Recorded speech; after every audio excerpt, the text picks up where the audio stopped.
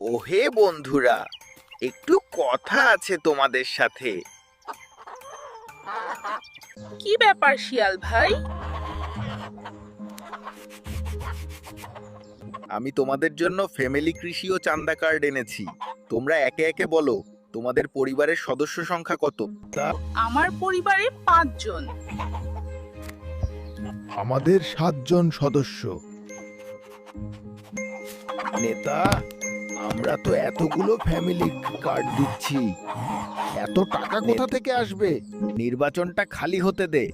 কারোর ফ্যামিলি থাকবে না। ফ্যামিলি কার্ড দিয়ে তখন কি করবে?